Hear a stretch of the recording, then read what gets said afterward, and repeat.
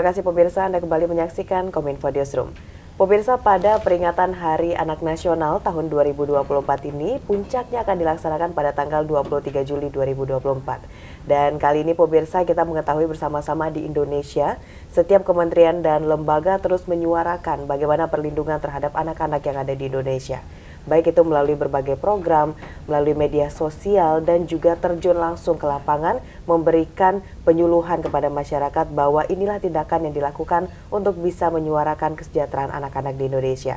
Dan pemirsa, untuk mengetahui seperti apa rangkaian kegiatan dari pelaksanaan Hari Anak Nasional 2024 dan bagaimana juga pemerintah memberikan berbagai perlindungan terhadap anak-anak di Indonesia, kita akan berdialog dalam program Kominfo Newsroom hari ini. Saya sudah bersama dengan Deputi Bidang Perlindungan Khusus Anak Kementerian PPPA, Bapak Nahar.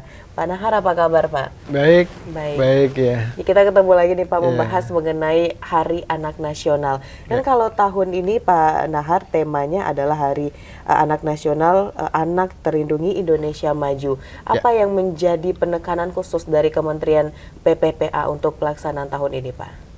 Iya, tentu kita masih fokus di bagaimana anak-anak kita bisa mendapatkan perlindungan gitu ya, sehingga tema utamanya adalah anak terlindungi Indonesia Maju. Kuncinya ketika anak-anak terlindungi, Indonesia tentu akan lebih maju lagi gitu ya, karena aspek terlindungi itu harus memenuhi dua aspek pemenuhan haknya dan aspek perlindungan khusus ketika anak-anak berhadapan dengan berbagai hal yang dia alami sepanjang hidupnya.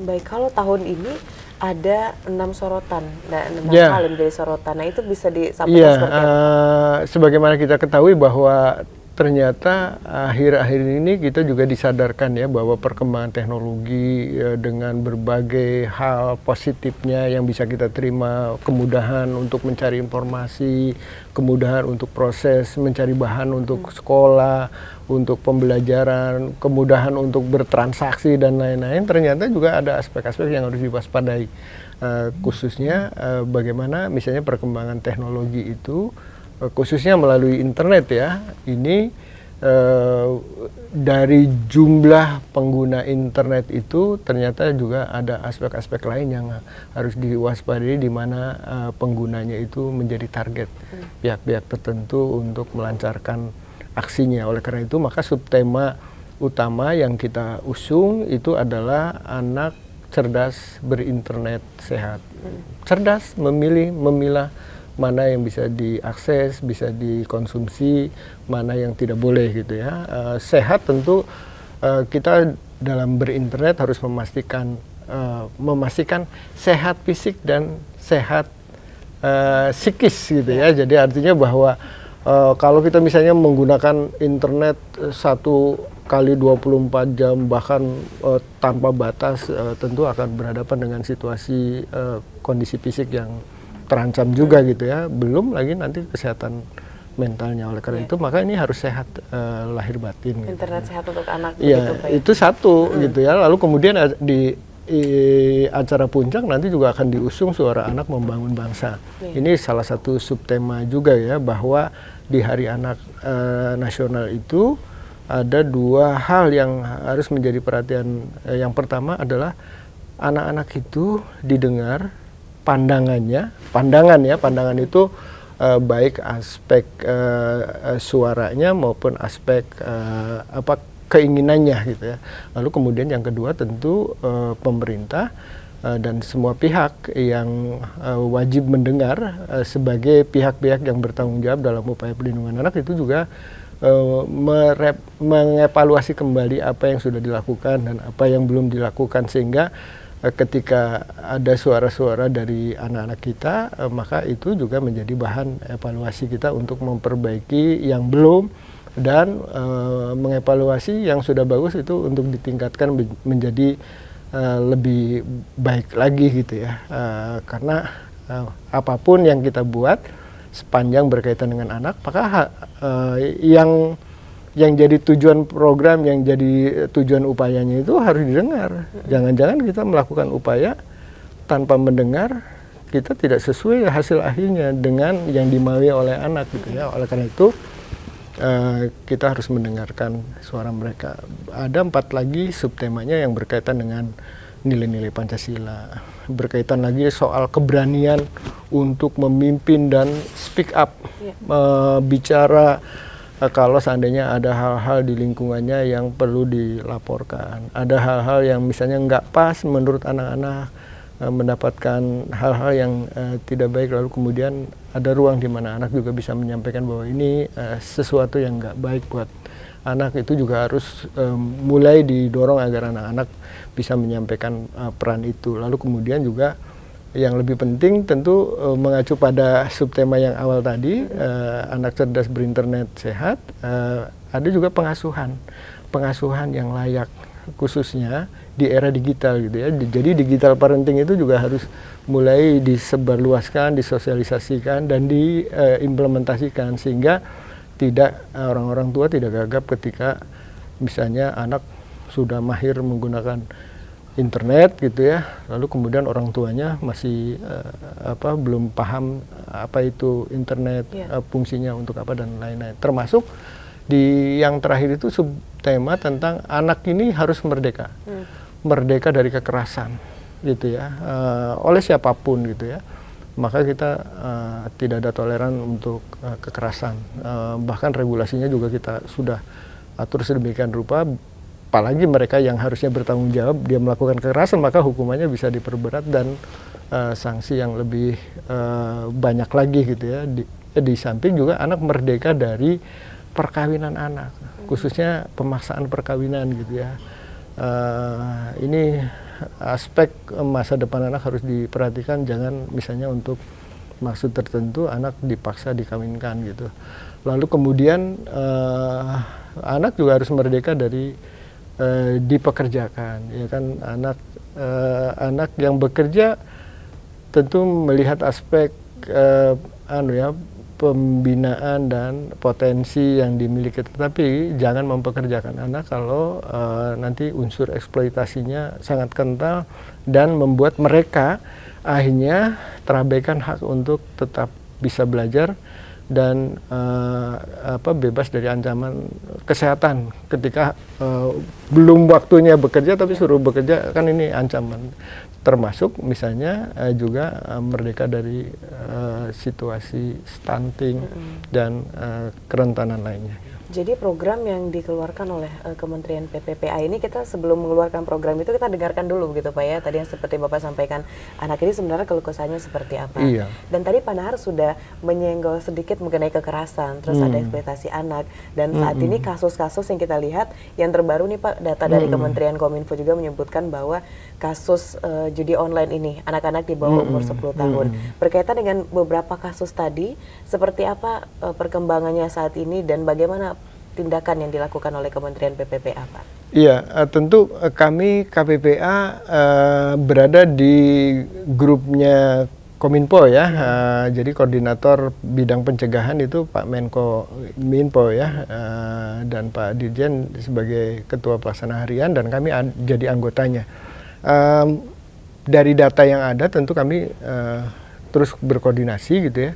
Lalu kemudian dari data itu kita kemudian analisis soal dampak lanjutan dari data-data yang dimiliki ya. Dari sisi transaksinya itu clear ya, bahwa usia sebelum 10 tahun itu ada 80.000 atau 2% dari angka 4 juta penjudi online itu ya. Jadi artinya bahwa dari jejak digital usia pemilik akunnya di bawah 10 tahun. Oleh karena itu maka ini perlu pendalaman, apakah real dia usianya 10 tahun ke bawah atau tidak. Lalu kemudian bagaimana kondisi saat ini. Nah, ini terus yang kami harus didalami karena jangan sampai misalnya kemudian membuat anak-anak semakin menjadi korban. Ini yang harus ada langkah-langkah. Oleh karena itu kami sepakat di Satgas datanya tunggal, lalu kemudian dari data itu kita sama-sama lakukan upaya bersama untuk memastikan dampak-dampak ikutan yang bisa terjadi dari itu. Karena ada angka yang sebelum 10 tahun itu juga kan tantangan kita ada di usia 10 sampai 20 tahun. di 10 sampai 20 tahun itu ada 11%. Kalau misalnya angka yang di bawah 18 tahun, belum 18 tahun, itu angkanya di atas 2% juga masih sangat banyak. Oleh karena itu kita mengatensi ini dan mengantisipasi segala kemungkinan yang terjadi dari data ini, yang kita harapkan tidak berdampak panjang bagi anak-anak tadi, yang bisa jadi dia terjebak dalam persoalan judi daring ini. Kemudian dia memang diprovokasi oleh aplikasi, diprovokasi oleh orang, atau memang dieksploitasi oleh pihak-pihak tertentu ini yang terus kita waspadai dan lakukan upaya bersama. Baik, kalau saya dengarkan penjelasan dari Panhar tadi, ini memang dari kementerian, dari lembaga, dari pemerintah lah begitu sudah jor-joran gitu Pak, yang melakukan berbagai upaya untuk perlindungan anak dan mengatasi kasus-kasus kekerasan gitu. Nah, di sisi lain kita punya masyarakat juga nih Pak, dan ini adalah konten kreator. Nah, untuk di Indonesia konten kreator yang ada, khususnya mereka yang membuat edukasi mengenai anak, itu bagaimana kita merangkul dari Kementerian PPPA sejauh ini Pak? Iya, dunia usaha media itu bagian dari masyarakat. Peran masyarakat itu menjadi penting. Jadi ada 4 pilar dalam perlindungan anak itu. Anak itu sendiri yang punya pemilik hak, ya kan? Lalu kemudian orang tua. Orang tua adalah pihak yang pertama memberikan pengasuhan gitu ya. Anak berhak diasuh itu oleh orang tuanya gitu ya. Tapi kemudian ada peran lain di mana misalnya orang tua sudah mengasuh dengan baik, lalu kemudian dia harus keluar sekolah, dia keluar dari lingkungan rumahnya, lalu kemudian berinteraksi dengan masyarakat luas, itu juga harus dipastikan lingkungan masyarakatnya juga harus connect, ramah terhadap anak. Dia tahu misalnya anak baik-baik saja, anak yang terancam gitu ya, atau anak yang sedang menghadapi masalah, misalnya pulang sekolah nangis gitu ya, atau misalnya dia dalam situasi tertentu dia terancam untuk diajak orang yang tidak dia kenal gitu, lalu kemudian ada unsur pemaksaan, maka peran pengawasan,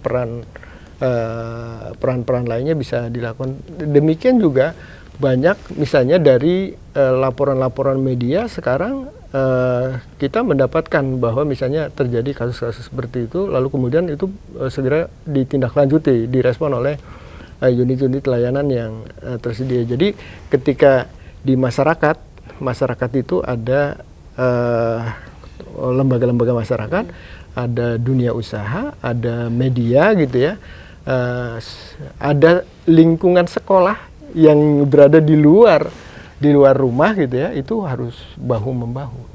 Demikian juga media. Jadi peran media sangat penting untuk mensosialisasikan tentang plus minusnya sesuatu isu yang sedang berkembang di masyarakat, termasuk mewaspadai terjadinya kekerasan terhadap anak. Baik. Nah, yang tidak kalah pentingnya Pak, yang sudah saya juga melihat gitu Pak di media sosial atau di kanal YouTube dari Kementerian PPPA ini juga terus menyuarakan kalau ada yang melihat tindakan kekerasan pada anak, ayo lapor. Namun kalau saat ini bisa kita katakan mereka masih takut untuk melapor begitu Pak. Nah, itu gimana Pak? Jadi gini, untuk melapor sesungguhnya ini sesuatu yang bikin kita merinding ya. Merindingnya itu bahwa dari angka kekerasan semakin naik. Nah, semakin naiknya itu satu bisa ditafsirkan berarti kasusnya tambah banyak dong. Kasusnya tambah banyak. Lalu kemudian kemana saja misalnya upaya yang dilakukan? Justru kasus yang tambah banyak itu diintervensi oleh beberapa upaya. Salah satunya misalnya yang biasanya orang nggak mau lapor, takut lapor gitu ya, lalu kemudian ngapain lapor daripada nanti nyusahin gitu, lalu kemudian itu lakukan intervensi, dikasih pemahaman yang tadinya misalnya menganggap ini aib, menganggap ini nanti akan merepotkan, menjadi berubah cara pandangnya bahwa melapor itu lebih baik, itu yang semakin berkontribusi terhadap peningkatan angka kekerasan. Jadi angka kekerasan itu naik, salah satunya adalah dipicu semakin banyak saluran pengaduan. Yang kedua, dorongan, mensosialisasikan bahwa melapor itu lebih bermanfaat ketimbang tidak melapor. Gimana mau ditindaklanjuti kalau anak atau keluarga mengalami korban. kalau tidak lapor gitu ya. Kalau lapor maka semua layanan yang tersedia itu bisa diaktifasi. Karena kelaporan itu biasanya kita melakukan koordinasi. Ini harus didampingi oleh lembaga layanan atau diproses hukumnya dan lain-lain. Itu yang pasti manfaatnya akan lebih banyak. Baik, saya potong sedikit Pak Nahar, berarti tingkat data tingkat kekerasan anak di Indonesia ini walaupun mengalami peningkatan bukan berarti terus mengalami bertambah ya Pak. Cuman ini masyarakatnya sudah melapor, terungkaplah yang lama seperti itu Pak ya. Ya, itu. Jadi kalau disandingkan kita ini menggunakan dua data nih. Data prevalensi kekerasannya sesungguhnya 3 tahun dari 2018 ke 2021 sesuai dengan hasil survei itu mengalami penurunan. Ya. Jadi penurunan di anak perempuan sepanjang hidupnya mengalami kekerasan itu turun 16%. Di anak laki-laki itu 24%. Jadi turun. Tapi turunnya itu kalau dipresentasikan dengan angka yang terungkap, kasus kekerasan misalnya setiap tahun yang masuk ke data sistem pelaporan itu 20.000. 20.000 itu berbagai macam jenis kekerasan itu muncul. Angkanya itu masih sangat sedikit dari yang tadi prevalensi kekerasan. Estimasi anak-anak mengalami kekerasan itu masih sangat sedikit. Sehingga memang perlu terus didorong. Jangan sampai misalnya, nah ini kan fenomena gunung es, yang belum terungkap itu mereka harus berhadapan dengan penderitaan sendiri, tidak ada pendampingan sehingga dia tidak bisa ditolong. Itu yang enggak direkomendasikan. Oh iya, berarti intinya masyarakat jangan takut begitu Pak untuk Ya, mengadu. betul. Ya, terakhir Pak, bisa disampaikan juga kepada pemirsa kemana kita harus mengadu terkait dengan adanya temuan kasus kekerasan pada anak ini Pak? Iya, pertama tentu anak-anak melaporkan ke orang tuanya ya. Tapi kalau ada indikasi ini yang melakukan orang tua atau orang tuanya nggak paham soal itu, maka ke pihak-pihak yang bisa dipercaya di lingkungan yang terdekat, ke kerabat lainnya atau ke lingkungan masyarakat yang ada di sekitarnya gitu ya. Kalau di sekolah itu kan ada guru BK, ada wali kelas dan lain-lain gitu ya. Tapi kemudian kalau ini sudah semua saluran terputus gitu ya, ada hambatan, lalu kemudian perlu segera, maka beberapa nomor sudah kita siapkan gitu ya, bukan hanya di KPPA tapi di kementerian lembaga lain juga buka layanan pengaduan. Untuk layanan pengaduan di KPPA sendiri kita menggunakan kanal 129. Jadi call center 129 itu bisa ditelepon dari mana saja, nggak menggunakan kode area gitu ya, maka dia akan terhubung ini laporan tentang perempuan atau anak gitu ya. Kalau misalnya ada yang tidak familiar, tidak nyaman dengan suara, menggunakan telepon gitu ya, bisa juga menggunakan teks gitu ya, menggunakan WhatsApp gitu ya. Itu bisa disalurkan ke 08 111 129 129. Baik, oke. Untuk pemirsa bisa langsung hubungi Pak ya. Ya, Pokoknya betul. kita sebagai masyarakat Indonesia harus membantu juga bekerja sama dengan pemerintah memberikan kesejahteraan kepada Ya, anak begitu. betul. Terima kasih Pak Dahar sudah memberikan Sama-sama, informasi terkait dengan sama-sama. pertama bagaimana tadi pelaksanaan dari Hari Anak Nasional 2024 dan perkembangan dari kasus serta program yang dilakukan oleh Kementerian PPPA. Siap. Baik pemirsa, itulah dialog kita pada Kominfo Newsroom kali ini bersama dengan Deputi Bidang Perlindungan Khusus Anak Kementerian PPPA Bapak Nahar. Terima kasih untuk Anda yang sudah menyaksikan. Usai jeda pariwara kami akan kembali dengan informasi lainnya.